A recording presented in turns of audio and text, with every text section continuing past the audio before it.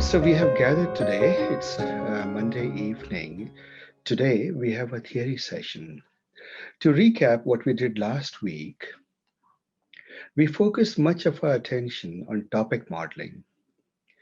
The the basic premise was that if you have a document which contains a lot of words, a corpus of documents, there is a reason why certain documents contain a certain distribution of words. And the reason or the sort of latent factor responsible for that particular distribution of words in documents uh, has to do with topics. These latent factors we call, we identify as topics. And therefore, we learned a series of methods to find these topics. When we discover the topic, if you remember, the topic space was a much lower dimensional space. A document is a fairly high dimensional object. If you use TF-IDF, as we did in the lab, we were still looking at 20, 30 dimensional TF-IDF vector.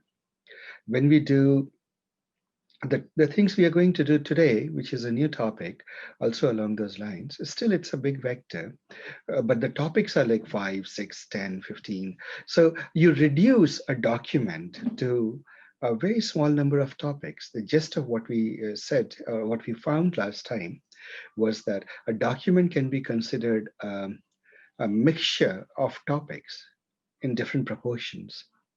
And any one document, so for example, one particular document, one particular blog may talk both about sports and politics in equal measures, but not about STEM fields. Another blog on STEM fields or neural networks may be completely dedicated to, let's say, STEM, and so on and so forth. So documents have different distributions of the topics. At the same time, a topic is characterized by a certain unique distribution of words. For example, and the intuition is that if you look at a topic which is a STEM field, then the word integration, differentiation, probability, right? Vector spaces, they're pretty common, at least in the mathematical fields and in physics and in computer science and electrical and all of the engineering fields. We use these words quite commonly, but we don't find that these words are all that common in politics, isn't it? So they are used occasionally, but rather infrequently, and sometimes they have different meanings. So that is the idea that a topic is characterized by a sort of a specific distribution, probability distribution of words. And so we now have an interesting thought. You can represent a word with respect to topic as, again, how much it contributes to each topic, and a topic as a distribution, a unique probability distribution over words. And a document is very simple. You can reduce it to a very low dimensional vector over the topic space, right? So the topic space is a latent space of small number of dimensions, and the documents are vectors in it. So I will illustrate this by just a summarizing example. The basic idea is a document. Initially, you take a document which is made up of many, like for example, if you look at a TF IDF vector, it's a long vector, right? It's a very long vector of length, whatever length it was, and number of words in the vocabulary. But when you represent the same document in terms of topics, this thing gets reduced to just a certain probability distribution. It's 90%, let us say, STEM, right? 7% politics, maybe 3% sports. You get an idea. So for example, a document I can be represented as a document I vector, but it could be represented in terms of the topic space. Right. So let me just use the word X. When you represent it in the X space, this is the X is the TF-IDF space, then it is a pretty long vector. But when you represent it, let's say D is Z, Z being the latent topic space, and I'll just write it here. In terms of a topic vector, the same di, z being a topic space, then you realize that the same document can be written as just some small numbers. It becomes um, 0 0.9, 0 0.07, 0.03, right? This one standing for STEM, this one standing for politics, and this one standing for sports. Are we together, guys? Right? And likewise, there is a similar telescoping effect from the space of words. So you have a large number of words. Um, all of these words are there. So any particular word, if you're looking at any of these words, you can map it to a certain distribution. So for example, a topic, if you take a topic X, topic A, it will have a unique probability distribution of the words, isn't it? So it may be like the word, a topic is STEM. So the word here, gradient, let's say a gradient word, it will have a value. A gradient descent tends to happen a lot in neural networks. So maybe it will have a probability of 0.01, whereas the word president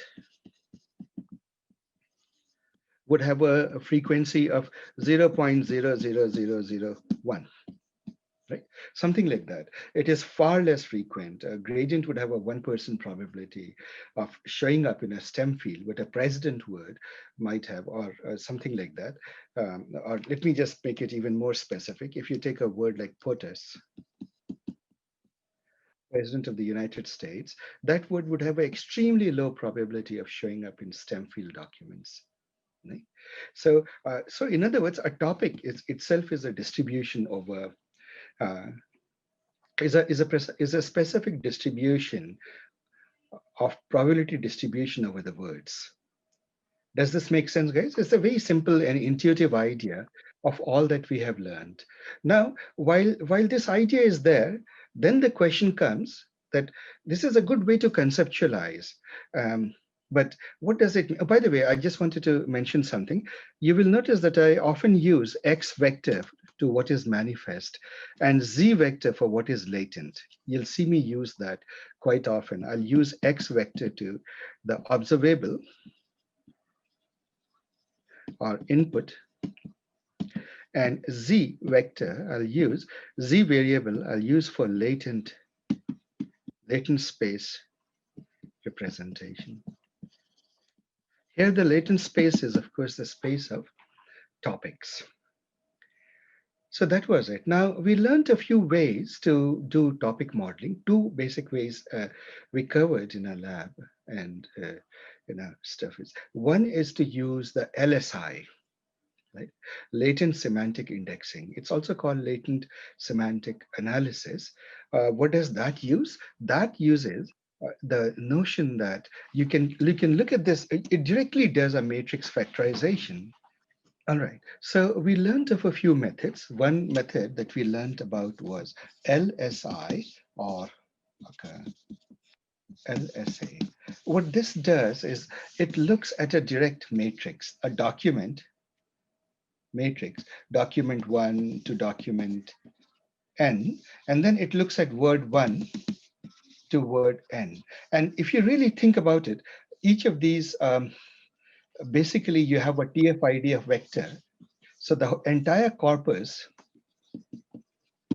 can be written as this thing, D vector, D1 vector, D2 vector, D3 vector. And each of these D vectors is, of course, a TF-ID of row vector, right? So your corpus is basically a rectangular matrix of n cross m. Let's say that you have m dimensional, or sorry, this is a m words you have in the vocabulary. M is equal to the size of your vocabulary, and n is the number of documents, number of docs in the corpus. Right? So if I write write this matrix as the C matrix, then The basic idea is that this matrix, C, corpus matrix, can be decomposed using singular value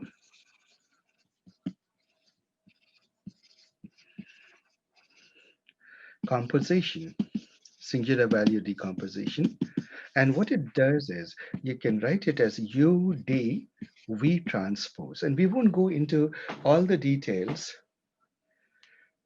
um, all the details of this. Suffice is to say that the basic intuition, a simpler intuition is if you look at eigenvalue for square matrices, you have eigenvalue decomposition. And what it basically does is that it's sort of any matrix M will take a isotropic noise and it will shape it to a particular distribution, a particular way. And when it does that, there's a little bit we don't need to worry about it. These become your principal axes, U1 and U2. The axes of maximum variance become your eigenvectors. So singular vectors are also like that. They are the equivalent for rectangular matrices. And so what happens is that they give you the inner content, this D, and these singular vectors of which a U matrix would be made out of singular vectors U1, let's say the number of topics is UK, if you just keep K components. So these are all singular. This matrix U is made up of singular vectors, and these vectors are essentially your topics. They represent your topic space. And so in this topic space, you can now put any document and say, look at this. This document, which is at this level, this document DI is now existing in the topic space or the latent factor space. So guys, do you recall that we talked about this last time? Is it looking familiar to you guys? Please give me some feedback. Yes. Yes. This is all looking like a review of what we did. Then there is another thing which we didn't quite get time to cover. And today I'm sort of still wondering whether I should do that or not. Time permitting, I'll do that, or I'll do it in a separate session. The other thing we did is latent allocation.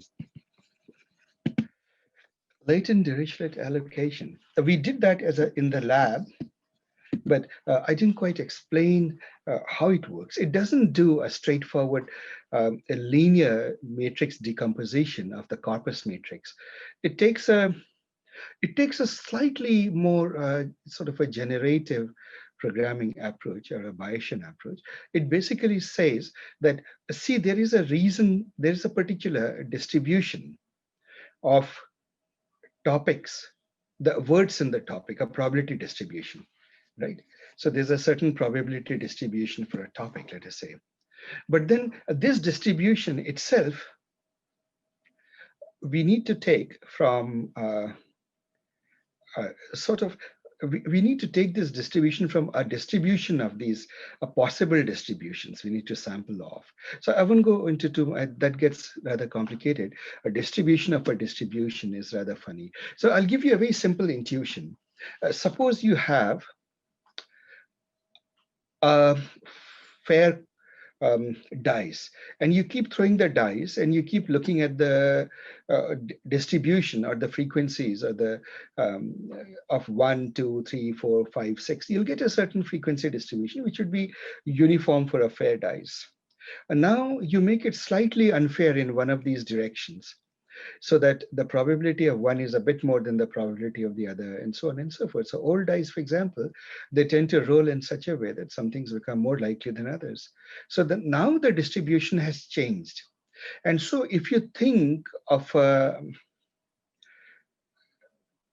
box of many dice of different degrees of wear, each dice having its own distribution, then you can ask yourself a probability distribution of producing 1, 2, 3, 4, 5, 6.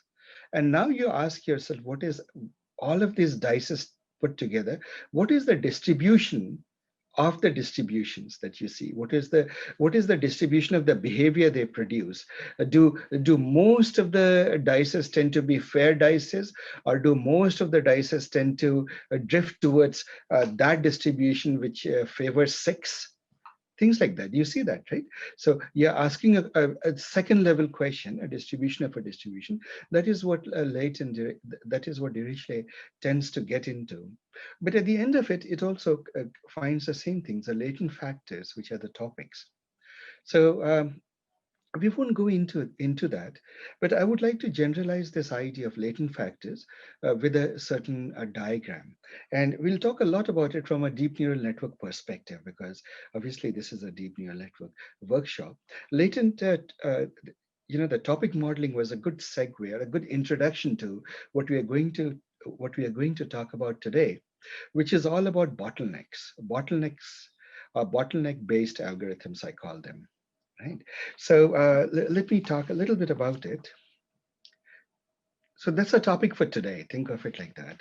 So let me set the agenda. What are we going to talk about today? We're going to talk about bottlenecks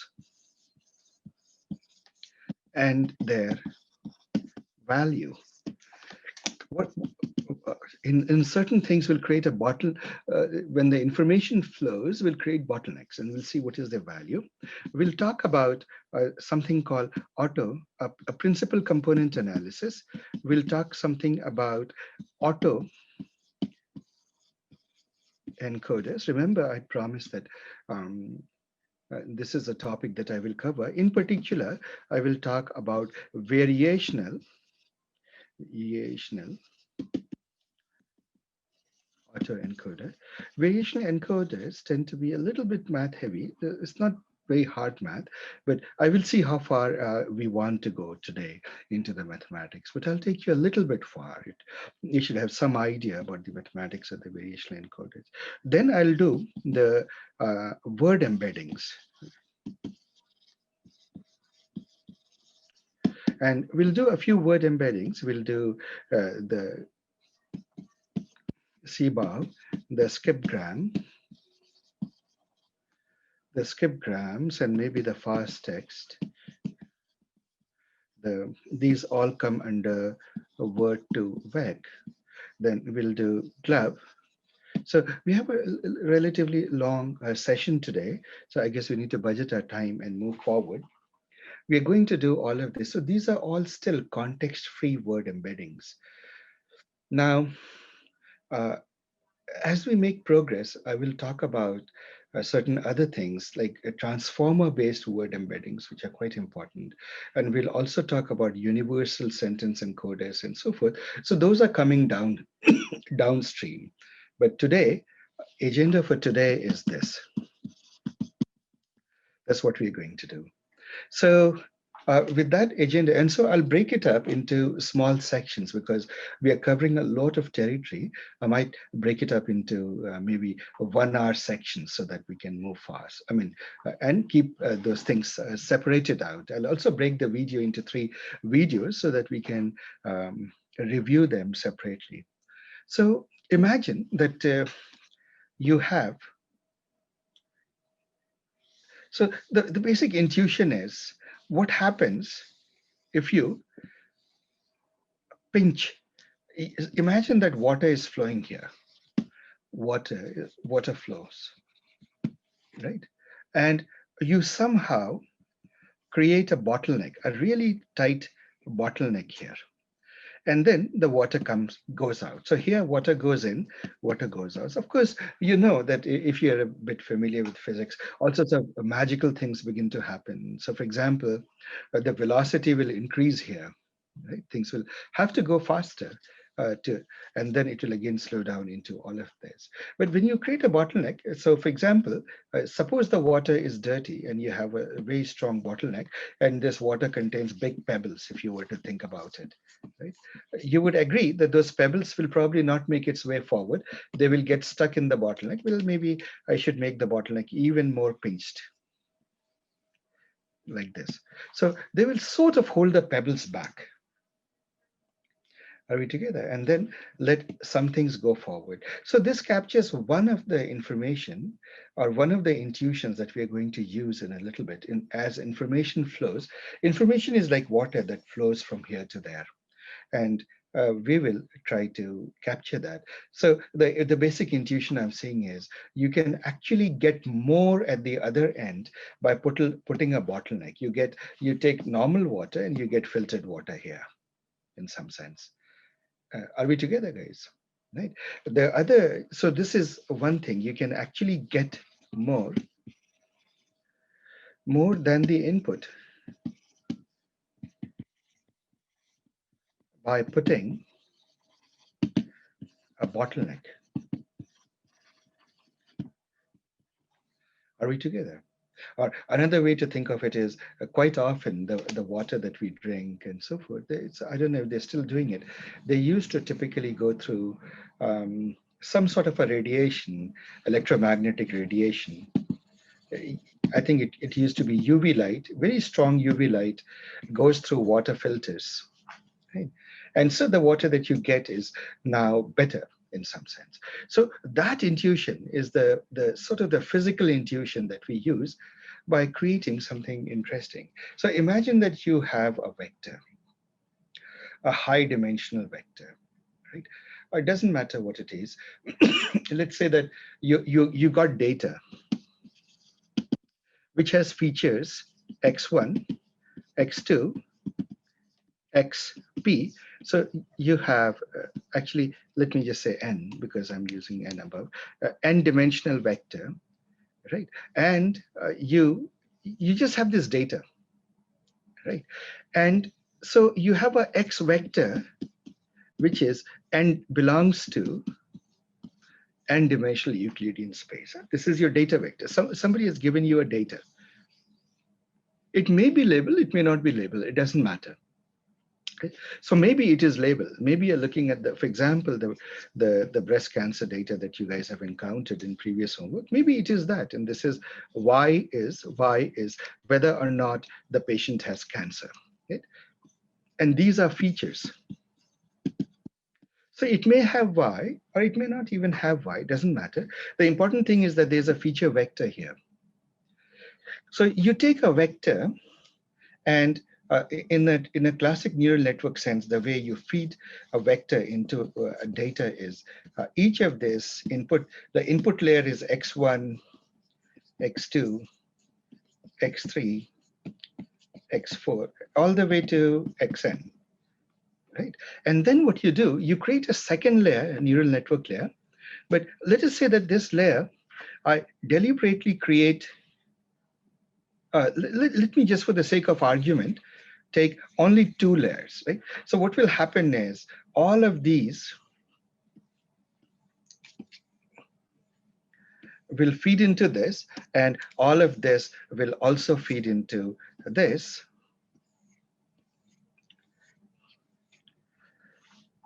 Are we together? Right? And now what you do is you created this, but this is not your output layer. This is something very interesting. Now you create an output layer of the same size for whatever reason. And you say, and we'll see why, x1, x2, xn, right?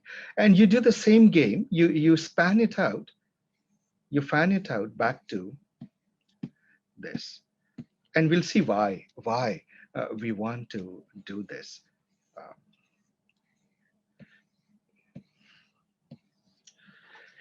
so so you see that you've created a big bottleneck in between. You say that I want to get the x vector in, and now it will go through some transformation. There will be, so for example, what will happen here? There would be a sigmoid, some sort of a activation of the whatever the weight matrix is, w dot x plus bias, right? The sigma 1 and sigma 2 will come out here. Are we together, guys? This is standard neural network. Suppose this is A. I'll call this A and this B, or 1 or 2, 1, 2.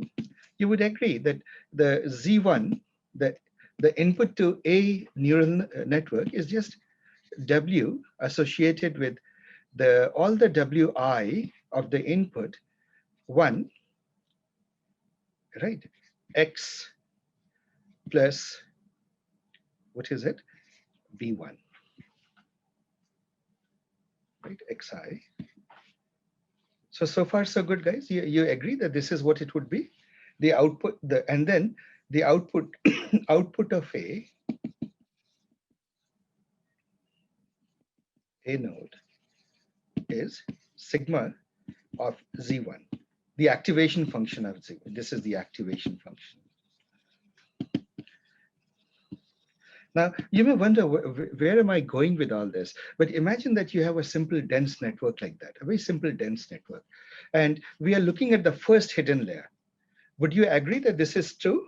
And the output of B would be, likewise, the output of B would be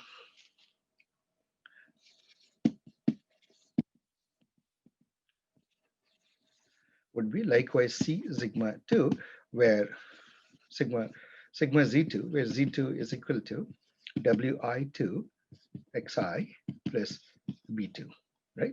So this is the weights multiplied across them. Are we together, guys? Huh? So far, so good. Anybody has a question here?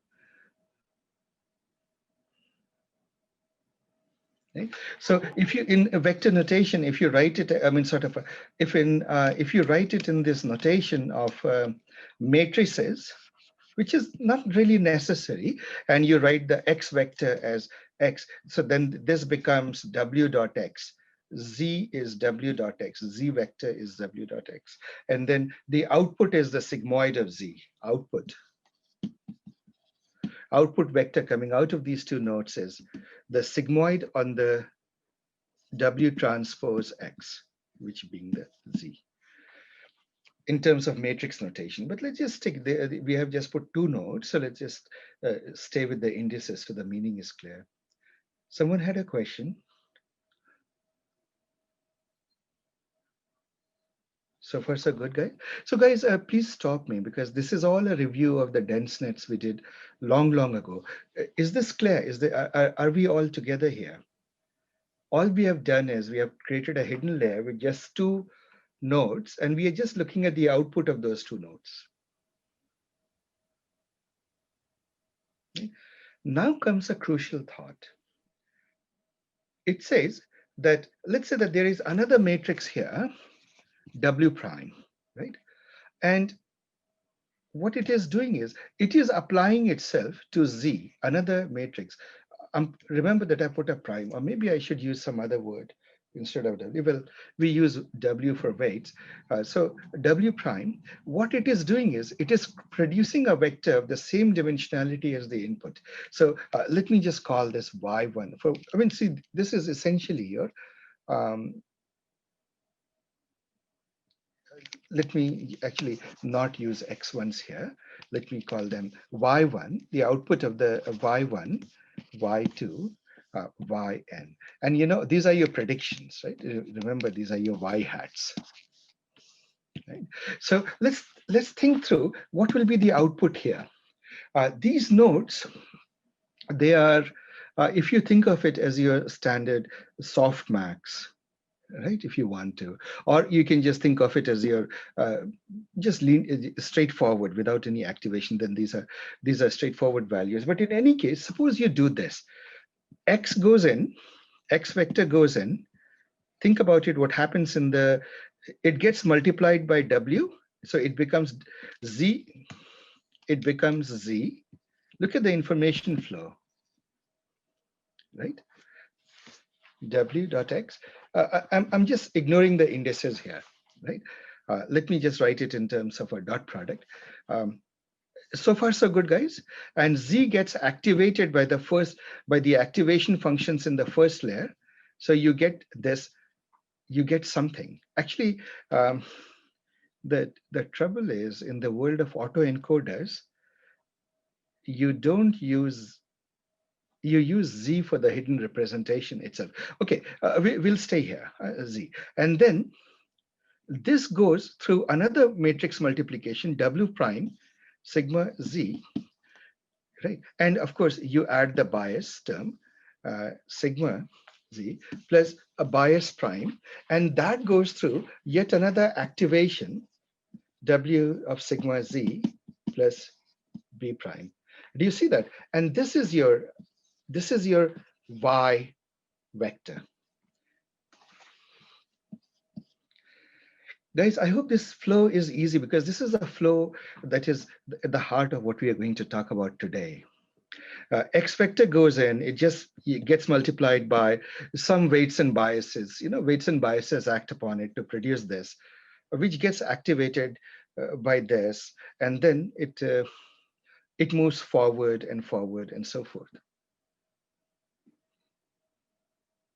Right? So the only thing I'll do here is I'll remove this. I will just say that the Z I'll remove because in the literature of autoencoders, they use Z for something slightly different, WX plus B, right? And in fact, the activated version in this world, this is your hidden representation or latent representation. And I'll tell you why we call it the latent representation. And then this becomes, once again, if this is Z, it goes through WZ, the hidden value plus this, and then therefore, it becomes this weird thing that WZ plus B, right? It gets So, further Asif, activated. a, Yes, a quick question here. So this intuition is relevant only when there is a single hidden layer, correct? a single hidden layer. In the beginning, assume a single hidden layer. Huh? Okay. You're not Though we'll generalizing at remove this that moment. restriction. We can generalize from that, and we will in a little bit. But to understand it in the beginning, just look at this very peculiar neural network I created in which instead of putting lots of nodes and lots of layers, we have put actually a hidden layer is dramatically simpler than even the input layer. It has just 2 nodes or 3 nodes or some small number of nodes. Are we together? Okay. Right? So if you think about it geometrically, what we have done is, if you look at this representation, this space, right? This Z is basically the made up of sigma 1, sigma 2 activations from these nodes A and B, right? So geometrically, what you're saying is a point, a X vector, which belong to a very high dimensional space. Let's say, let me take a number for you. Let's say that it was in 100 dimensional space. And you have suddenly, and Z belongs to R2 in this particular example, because we just took 2 nodes. And what we are doing is we are projected. So this is the 2 components of Z. Actually, let me just write it as Z vector is made up of Z1, Z2, right? So this is your Z1 axis, this is your Z2 axis. So every point has gotten projected. This has become some point Z, right? Belonging to R2. Now, nothing special about 2. By 2, I want to convey a small number. So what do you notice happening? This network, if you look at the hidden layer, the output of the hidden layer, it represents a lower dimensional space.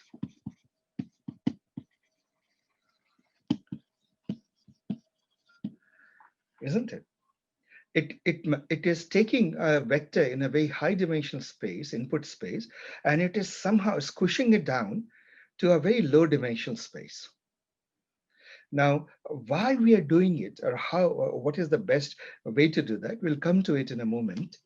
But assume that we are doing it. And now we are doing something else now. This part people often call the encoder part, E. And this people often call the encoder, decoder, for reasons you'll see in a moment.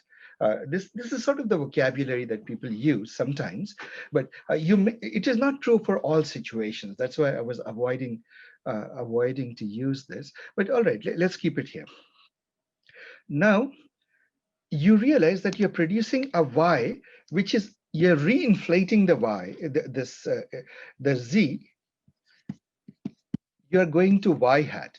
Y hat again belongs to the n-dimensional space, right? The original big space, the output.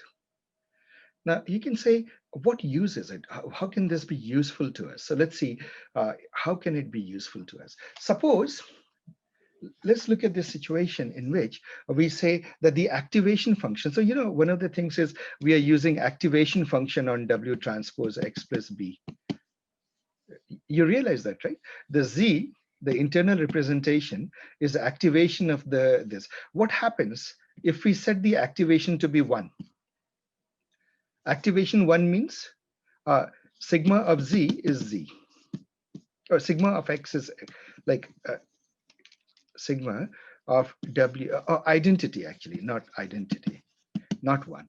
W transpose X plus B is equal to just W transpose X plus B. Means this multiplying by sigma has no meaning. It's an identity operation. Right? So then what happens is, think about what we just did, and I'll now write it as this. We took a vector, X vector, which was pretty big, and we took a small two-dimensional vector, which is Z, and we sort of came here, and then we reinflated back to a Y. And now comes the interesting thing. If we say that Y should tend to X, right? In other words, the output should be the same as the input. In other words, output should be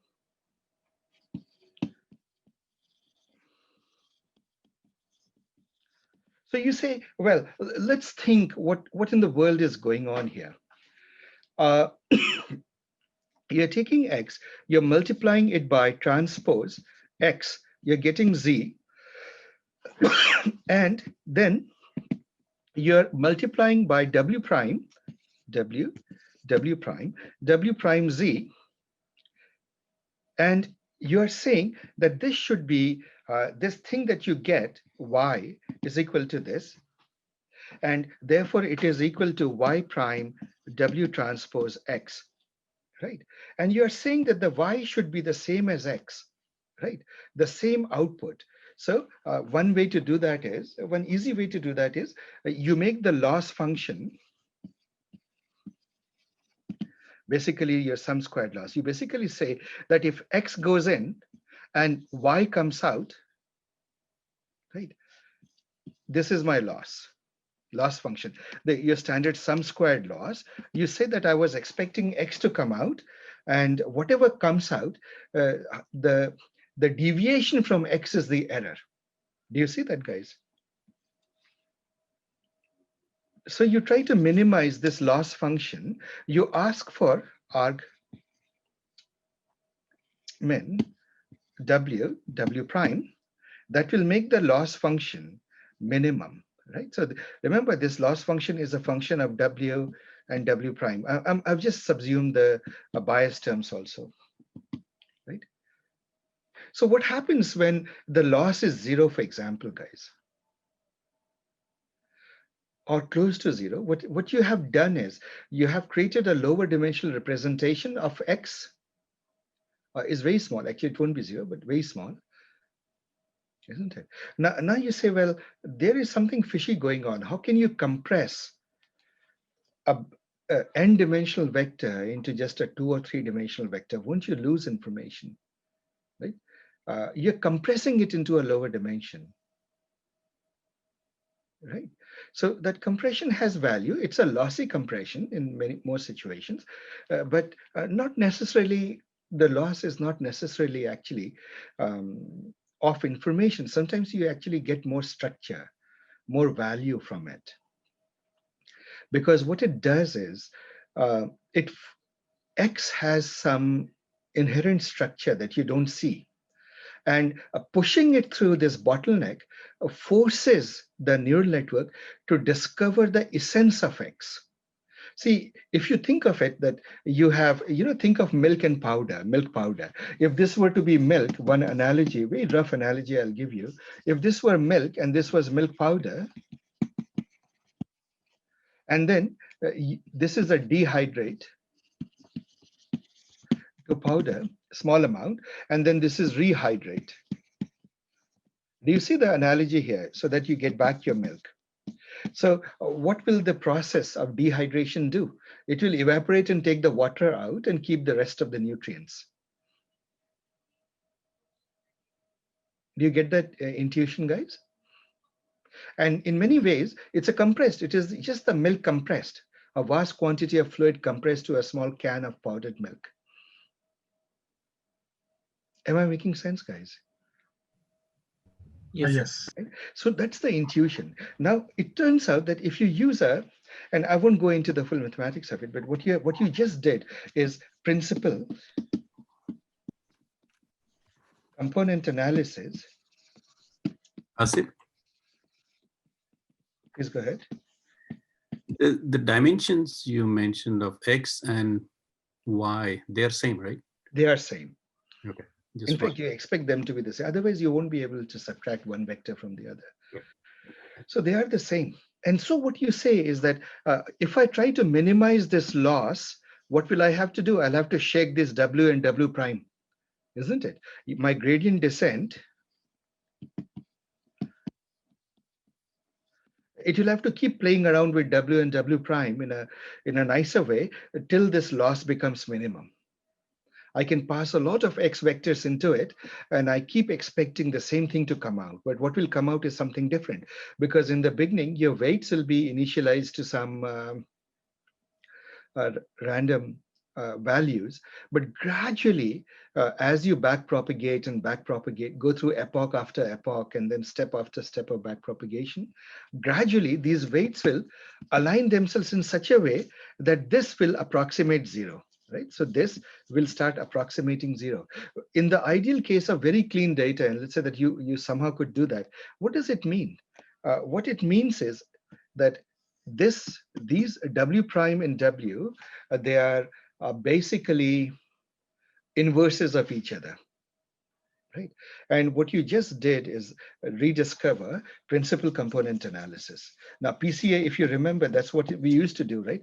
We would take data and then we would try to represent it in a lower dimensional manifold, lower dimensional space, right? In the process, we were willing to lose some information. Guys, do you remember this part? Yes, sir. Yeah, this is it. So what we did is that. So now that is with the unit identity activation function. But now, suppose I change the activation function to something else. I still keep this. I have this part, input, X. And so guys, I hope you get the message that what you're doing is you're compressing, you're getting the essence of the vector into a lower dimensional representation. X goes in, there's a hidden latent representation, and this blows out again to this. If I expect that Y is approximately equal to X, then I have created a very compressed representation of X. Because now what can I do? Suppose I have to ship X. I need not ship X because X will eat up a lot of space. I can instead ship the Z. So long as I remember my weight matrix, I can just ship Z and then apply the inverse of W. If Z is equal to W dot X, you agree that X is nothing but W inverse of Z. Right? So I can just do the inverse operation to always recover back my initial X. You get a lot of compression here. Right? Now, what is the value of this?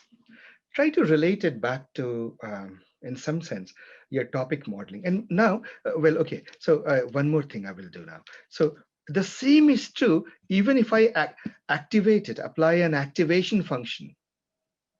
Right? So then what will I have to do? I will have to do something like W inverse of activation inverse of Z, right? If you look at this equation, hang on, let me write it in big bold so that it's clear. Remember, guys, this is our activation symbol, right? W dot X. And I've forgotten B here, the bias term, I've sort of ignored it for the time being. So if you reverse it, you can get back your X, so long as you have an invertible activation or some way to invert it and so forth. See, logically thinking, you may say, well, ReLU is not invertible, but actually there is some function that is approximates the ReLU that's invertible and so on and so forth. So you can compute this. And so you can get back to your stuff. Am I making sense? So you ended up with a latent representation of it. Now this looks like Euler. This is great. Isn't it one of the things we were trying to do? Take a document which is very long, somehow compress it down, and so on and so forth. So that brings us to this very interesting intuition now, right? Anyway, before I go there, I'll summarize it. So W is sitting here, and this is W dot X. Let me just use the dot notation because I don't want to keep putting transpose. And let me bring up the Z is, now you notice that Z here, the way I'm using it is a little bit uncommon. Typically, you say Z is the unactive, before the activation part is just W dot X. But in the autoencoder literature, we tend to call the activated W dot X as your Z. So now, if we are doing it, what does an activation function do? Activation function introduces a lot of nonlinearity in the data, isn't it? Because your Z1, suppose you have Z vector is made up of Z1, Z2. Let's say we are looking at only 2 nodes. And by the way, now from there, we can generalize it to more nodes. And this is equal to activation of W1I xi plus B, the X vector plus B, dot B, and this one is sigma W1, again I dot X I plus B. This is W2 Xi plus B2 and B1, right? So this is again your two-dimensional representation. Now you can generalize it to higher dimensional representation, but this output is a nonlinear or distorted form, nonlinear transformation of X. And you know why we need nonlinearity? Remember all of our statements about universal approximations and so on and so forth.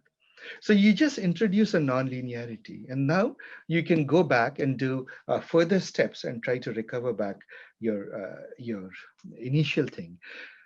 Now, what is the intuition behind it? The intuition is, unlike principal component analysis or SVD, which are linear transformations, matrix factorization is at the end of the day a linear transformation.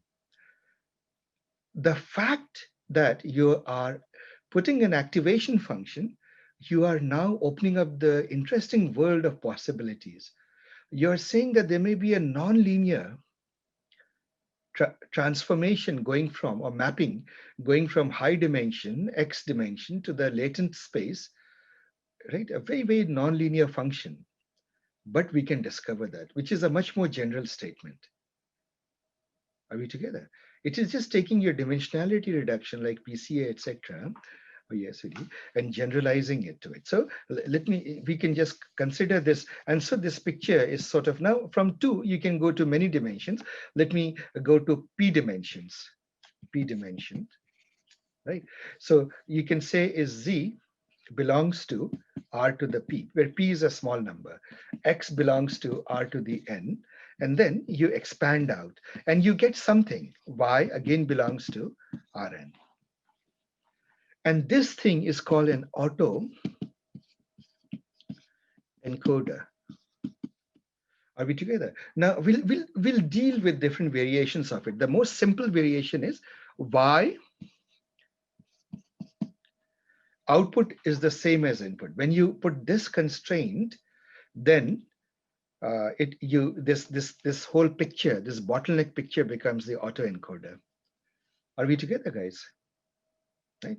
Now you can say, what can I use it for? You can use it for many things. Let me give you some idea. One, of course, is that you can compress an image if you so want, or do something like that, a very specific domain. You could do some any form of data that you have. You can come up with a lower dimensional representation of it with the autoencoder, isn't it?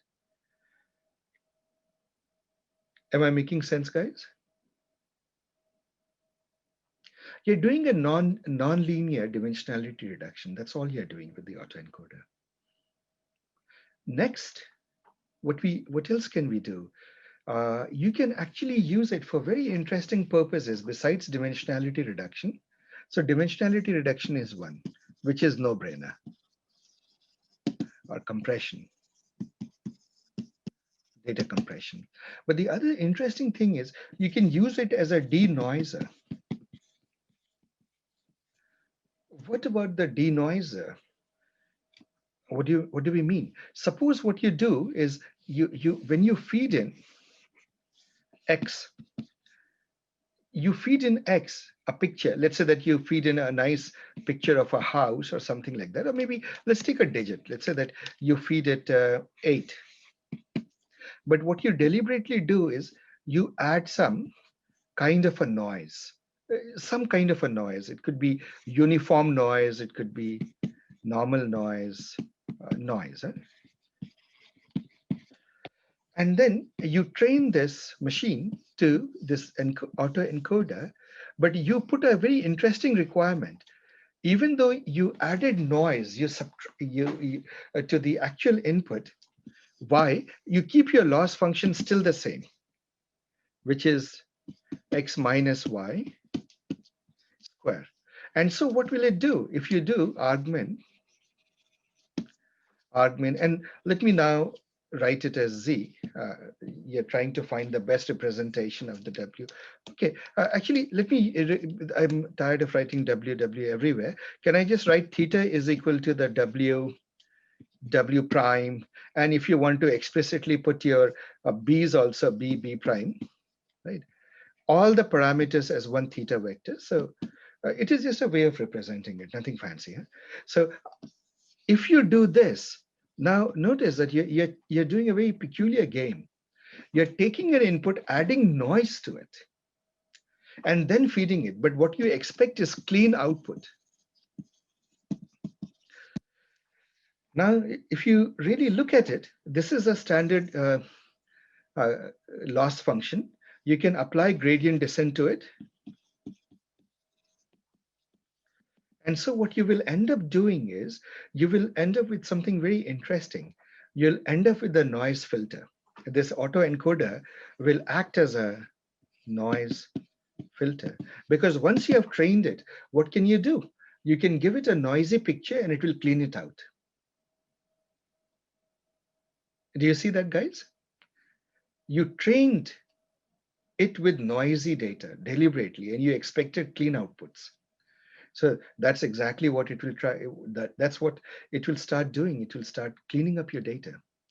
In very literal terms, the way it works is, for example, you know when you do handwriting recognition or a page of text, when you scan a page of text, let's say that the page has folds to it, and it even has a coffee stain or it has something, and you're trying to you're taking that image with substantial amount of noise in it, stains and all of that, creases and so forth.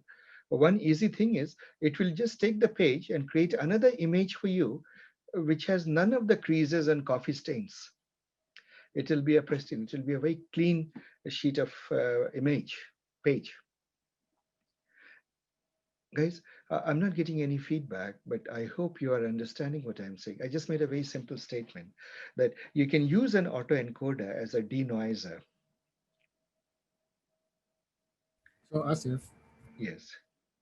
let's say for healthcare, when we have a condition and we want to look for like what are the most pertinent like laboratories or like x-rays or like what specific procedures we want to do to be the most minimal in finding a diagnosis, we can use this, right? Like like because In some sometimes we sense, yes. over order. Yes, you could see the latent representations that you get. It contains the essence of the information. So by definition, it will throw out from the X vector. Uh, it will ignore or weigh down or not consider too much those factors that don't matter, right? Because in many ways, it's just a fancier version of PCA, dimensionality reduction using PCA. I see. Because in the U.S., as if they tend to order a little more aggressive, but in third world countries, they have to be a little conservative with the costs. So maybe having this on top of like your EHR or your healthcare records, you can find out what's the minimal cost to treat the disease or to find what to diagnose the disease. Yeah. See, the trouble is, Patrick, that see, it's a lower dimensional representation, but it has been mashed out of potentially all the dimensions of the X vector. Sometimes you're lucky, some of those X vector, it's called by the way, in PCA world, people call it the loadings. How loaded is each of the initial X vector in representing the PCA, the Z. And you throw away those pieces which don't contribute much, those dimensions. People do that sometimes, but see that. See, I know where you're getting at. What you're trying to do is you're saying, can we just find out what really matters? It's a subtly different topic. That's a topic of, it is a topic of feature importance. So suppose you're prescribing 50 blood tests and you can't afford to. You can afford to only, and let's say that all the blood tests cost exactly the same amount, or lab work costs exactly the same amount. And these days, I suppose the amount is $1,000 for anything. Any blood test you do, you get $1,000 bill unless you insure, and you hope your insurance covers it. So let's take that. Right? So then you're saying that suppose a patient has a budget of only three, which three to pick? You can find that because now you're doing, see, you can't use PCA for that, but you can just use feature importance, right? And feature importance is something you have not learned with me, but you'll learn in this workshop how to find feature importance. Are we together? Yes, yes. You can therefore find out what's the relevance in making good, correct diagnosis. How much does each test really matter?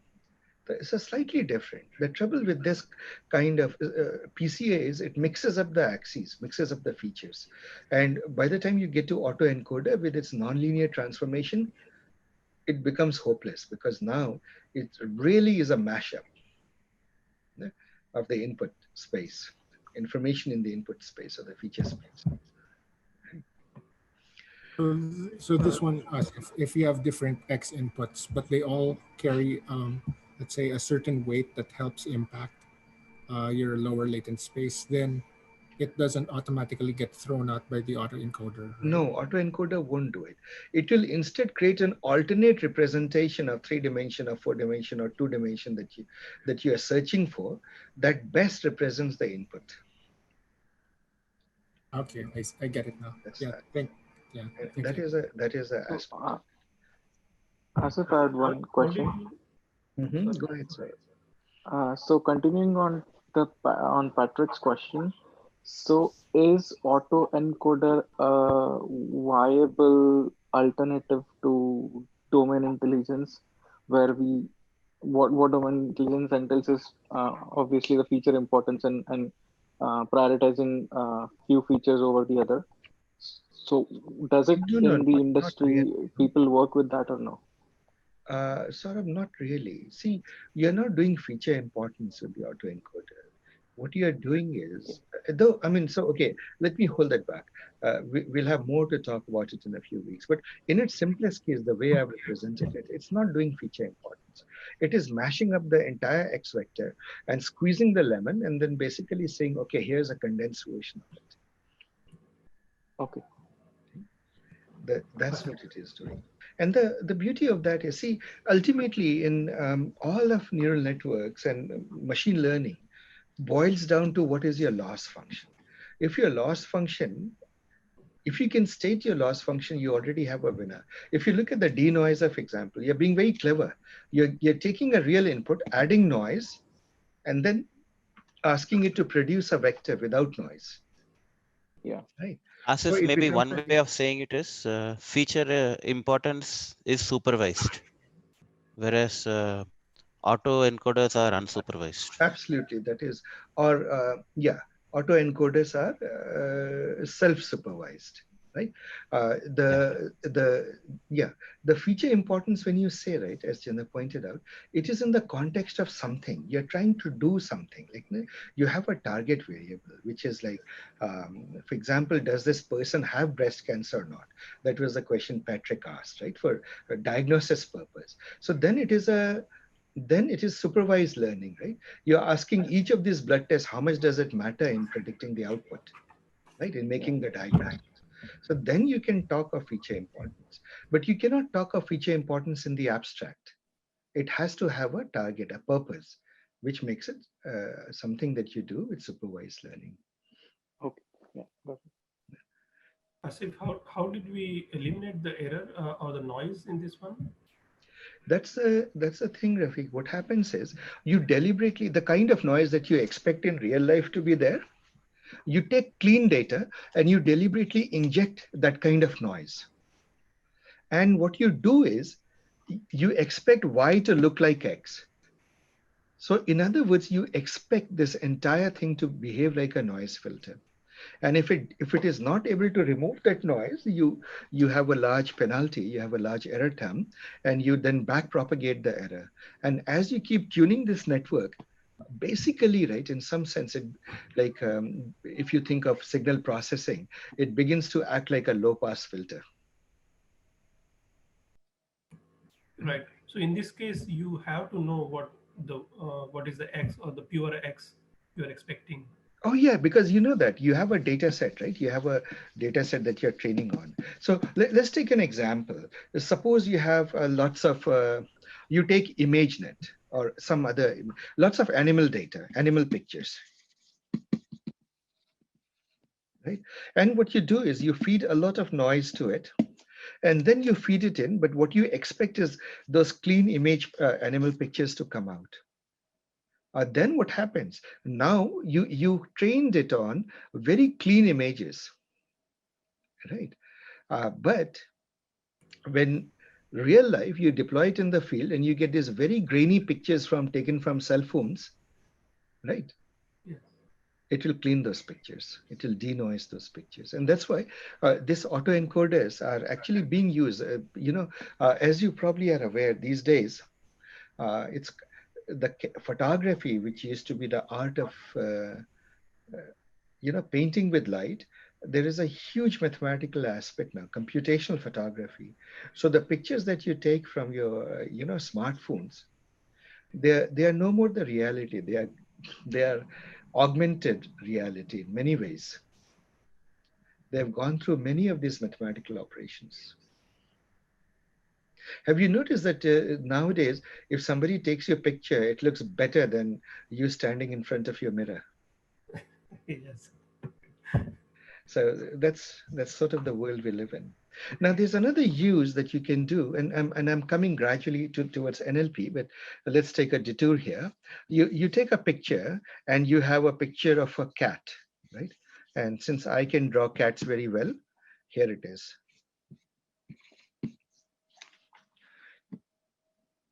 I'm kidding. So suppose you have a picture of a cat. One of the things you can do is you can take and you can flag out certain sections. You can say, I won't show you. You deliberately mask random samples of the picture. You pass it through the whole thing, this autoencoder thing. And what you expect it to have done is you expect it to have discovered the picture without the mask. So this is picture with a random mask. And this is literally fill in the gaps, fill in the gaps. It needs to be able to produce, these are the whiskers, Here's the body, 4 legs, right? I should have 4 legs and 1 tail. Okay, there you go. You got back your cat fully. And there is no mask there. So you could continuously train, feed a lot of pictures in which you deliberately apply a mask and you tell this autoencoder to learn a way to fill in the gaps, right? And it will learn to do that, except that the autoencoder that we'll talk about is a little bit more sophisticated than the basic autoencoder that I drew. So now let me make it more sophisticated. Um, See, I drew the picture. The basic autoencoder is this input. It goes in, somehow it becomes Z, right? X goes in, becomes Z, and then Y comes out, right? And so you expect Y to approximate X. And Z is the latent representation. So now comes the interesting generalization. It need not be just direct one hidden layer. You could have actually many hidden layers, all helping you do that. Typically, you make it symmetric, right? So what happens is X goes in and it goes through all these layers, it reaches here, and then it re-inflates itself through all of those layers. So what happens is you have a deep net, and you typically mirror it here. Are we together, guys? So no reason why you should have only one layer. The important thing is pick the middlemost layer, and whatever representation, whatever output your middlemost layer shoots out, you consider that your latent variable, the latent representation.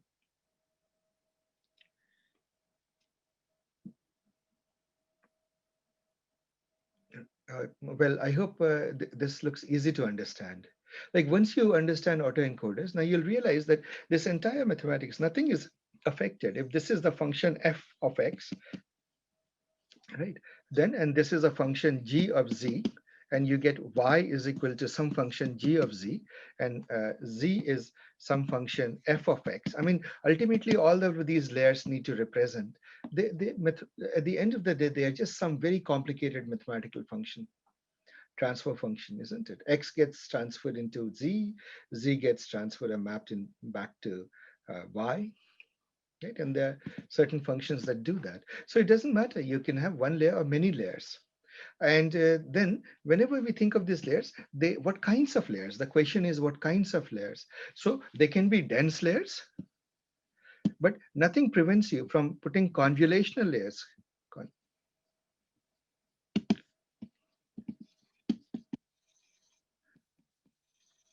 And pooling layers, etc. All of that also, nothing stops you pooling layers. Right? So you could have an input, and then you remember our image processing, the things that we did. We had all of this conv layer followed by the max, some sort of a pooling layer, followed by the activation. So you know what? See, if you just as a recap, we had filter conv. So one conv layer, traditionally we thought of it as applying the conv filter, followed by pooling, followed by activation, right, of the output. This is how information flowed. And we called it one conv layer, right? So nothing prevents you from between the Z layer, the central layer and the input. You can put dense layers, you can put convolutional layers. I haven't seen anyone put, actually, you know, there must be, somebody must have put transformers, attention layers also in there, I don't know. Right. So you can do that. So you have convolutional autoencoders, right? Denoising autoencoders, and you could have even sparse autoencoders. So one of the more interesting autoencoder architecture is, suppose you have X here, and you want to get back your X. You want to create a sparse representation. You can actually do this and do this. And if you are clever enough, you will end up with counterintuitively a very sparse representation of X. That also works, even though you're putting a layer with many many things in between. Now, there's one catch to this kind of architecture that I want to mention. Suppose you have X and you put more than that. Let's say that you put two, suppose this has 10 dimension and you make it 20 dimension. Let's take an example. And this is somehow, okay, y you're producing it. Suppose you want X to come out and you're training this neural net. If you're not careful, guess what will happen?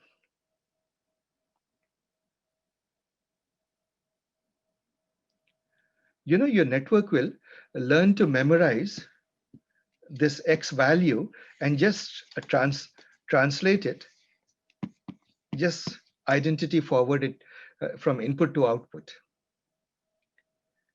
Do you see that, guys? One easy way to reproduce Y, if the number of nodes is in the hidden layer is more than X, right? To get the same vector as X that went in, is just to do no transformations, just to pass it forward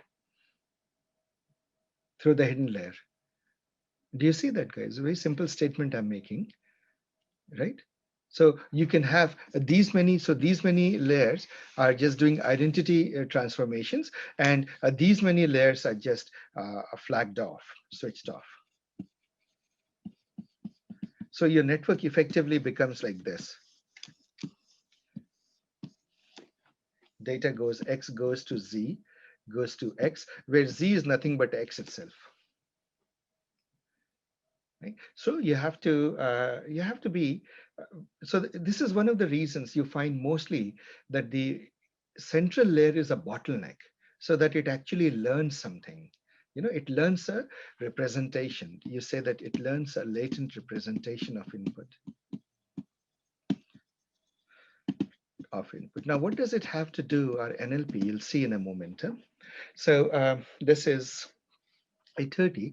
There's one more, I will talk about one more kind of autoencoder. It turns out that these autoencoders, these basic autoencoders, they have a bunch of problems. What happens is that, so suppose, let me just take the latent space made up of 2 dimensions. This is Z1, Z2. What will happen is, suppose you are doing, let's take the, the MNES digits or something like that. What will happen is, the area, the points where you have 1 and the points that you will have 9, the points that you will have 3, you see that there's a lot of overlap. It's hard to tell in these overlap regions whether it represents a 1, 3, 9 and whatnot. That is one problem. The other problem that you have is, if you look at this space, there is a lot of empty space here, right? Where it is not able to make any prediction of what that point is, right? So for example, this point represents nothing,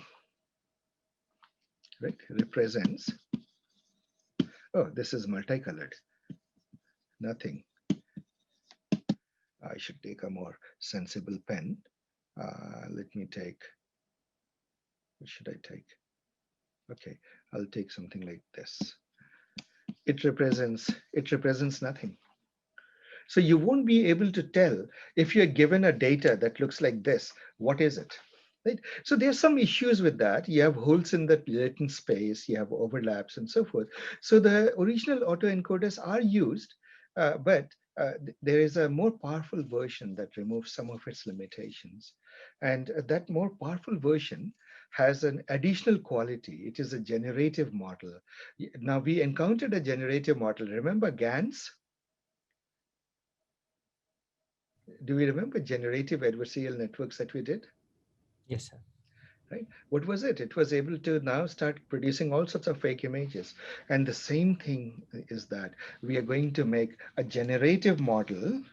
Let me take this, a generative model, generative autoencoder. These are called variational autoencoders.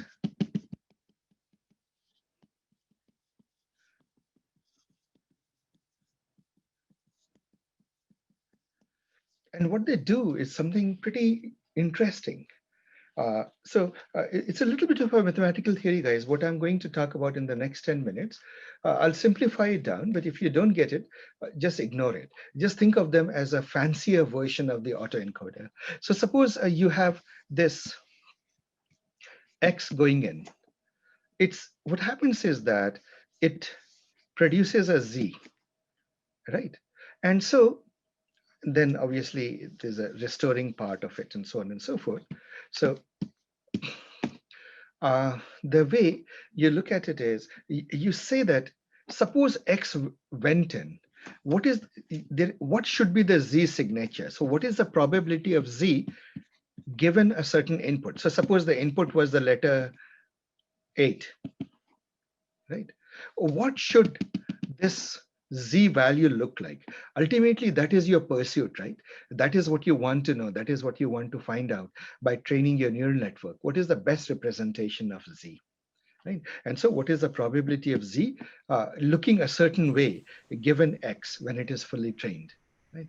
Now, this is a little bit of Bayes' theorem, etc. I'll just mention it to you what it is.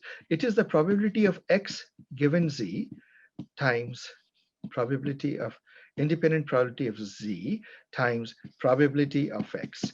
What are these strange things? This is just if you look at all possible values of Z, like for example, do you notice that in this space, there is a lot of concentration here, a lot of concentration here, a lot of concentration here, but almost nothing here. So in a way, the probability of Z gives you the shape of data in the latent space. Let me use the intuition, shape of data in the latent space, latent representation space. So that is that. Now, if you pick a point, this part is also asking a simple question. Given a point Z belonging to your latent space, what was X? Right? And so you can figure that out. Ultimately, that is the whole point of this game, because from here, you're projecting back into X outside. So this is this part of the journey, right? You're trying to do. So this also is fine. You can train it. The problem is, what about this guy? What is the probability distribution of the input itself? That you can't find. Right? Because you can have more and more and more input. And this quantity actually is more complicated. It is actually probability of X given Z times probability of Z for all possible inputs of xi, right? And in the more general sense, right, this becomes an integral, right? It becomes an integral, and this integral is intractable. Intractable means you can not solve it in a closed form. So just take it as a fact that this denominator, uh, in all of Bayesian statistics, right, this denominator is very problematic. It's called the evidence. The probability distribution of the evidence itself is it's sort of very hard to ever calculate. So you can calculate, you can train the first one, you can see the second one, you can do all sorts of things, but you get stuck here when you think about it. So there are two ways that people deal with it. One is something called a Markov chain Monte Carlo. You remember Monte Carlo? Do you guys remember Gibbs sampling? We did it in the engineering math. Gibbs sampling, Hastings and all that. Testing algorithms and so forth. So we did all that MCMC, right? You try to just randomly sample from a posterior and figure it out what it is by doing a particular, remember the walk, the drunk person's walk that we used to talk about in engineering math. That is one approach. The other approach you do is something called variational inference. Variational inference. And variational inference is the magic thing that gives this kind of encoder its name.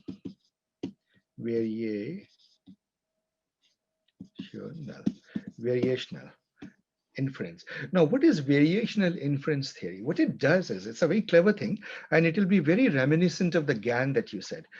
You basically say that suppose you can't find something, you can't find probability of X given Z, right? This is something you can't find, calculate. It's hard. So what you do is, you say that I'm going to just take another distribution, some completely different distribution, which I know how to calculate, right? And let's say that I'll make it out of bell curves, Gaussians, which is the typical thing you do, Gaussians. Bell curves, lots of bell curves, and just decide where the bell curve is. So what it basically means in simple terms is, I'm going to do this game. You remember that I will just put some bell curves in centered around this location, centered around this location.